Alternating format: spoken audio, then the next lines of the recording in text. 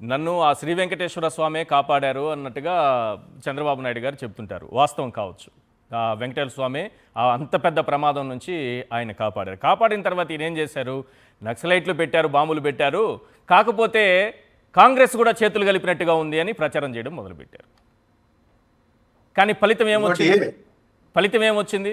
ఇప్పుడు జంతువుల్లో లడ్డూల్లో జంతువుల కొవ్వుగా కలిపారు అని అంటూ ఇది వైఎస్ఆర్సీపీ పైకి నెట్టేస్తున్నారు. ఫలితం ఏమొస్తుంది అనేది మాత్రం చూడాలి. నాకైతే తెలియదు. కానీ చంద్రబాబు నాయుడు గారు 2009 ఎలక్షన్లకు ముందు బాగా సోషల్ మీడియాలో ఇప్పుడు బాగా ప్రచారం ఇన్ని మాట్లాడుతున్నారు కదా. చంద్రబాబు నాయుడు గారు హిందుత్వం ఏమైపోతుందో, హిందూ ధర్మం ఏమైపోతుందో, అసలు హిందూ మతాన్ని దెబ్బతీయడం కోసమే ఈ ప్లాన్ చేశారేమో అని చెప్తున్నారు కదా. 2007లో వైఎస్ఆర్ గారు తిరుమల ఆలయాన్ని పరిధిని గుర్తిస్తూ ఏడు కొండలు శ్రీవారి అని జీవో ఇస్తే, దాంతో పాటు ప్రముఖ ఆలయాల దగ్గర ఇతర మతస్థులు ఎవరు ప్రచారం చేయడానికి వీలు లేదని చెప్తే, చంద్రబాబు నాయుడు గారు 2009 ఎన్నికల్లో క్రిస్టియన్ ఓట్లను సాధించుకునేందుకు స్వయంగా ఏం హామీ ఇచ్చారు?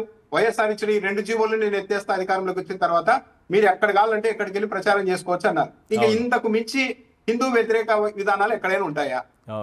ఎంత ధైర్యం కాకపోతే హిందూ ఆలయాల దగ్గర వెళ్ళి మీరు ప్రచారం చేసుకోవచ్చు, నేను ఆ జీవో ఎత్తివేస్తానని చంద్రబాబు నాయుడు గారు చెప్పారంటే, దీన్ని బట్టి హిందూ మతం గురించి చంద్రబాబు నాయుడు గారికి ఏ స్థాయిలో కమిట్మెంట్ ఉంది అన్నది అర్థమవుతుంది. ఆ జీవో కాపీస్ కూడా కొన్ని తీయాల్సిన అవసరం ఉంది. ఆ రోజు ఆయన ఏదో మిషన్ మాట్లాడుతూ ఈ వ్యాఖ్యలు చేశారనేది కూడా ఉంది.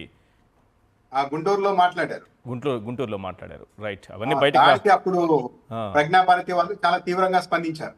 ఒక వైఎస్ఆర్ అనే వ్యక్తి, మీరు క్రిస్టియన్ అని చెప్తుంటారు కదా, ఆయనే హిందూ ఆలయాల పరిరక్షణ కోసం జీవోలు హిందూ వ్యక్తి వాటిని ఎలా ఎత్తివేస్తారని ఆ రోజు చంద్రబాబు నాయుడు గారిని బహిరంగంగా ప్రశ్నించారు.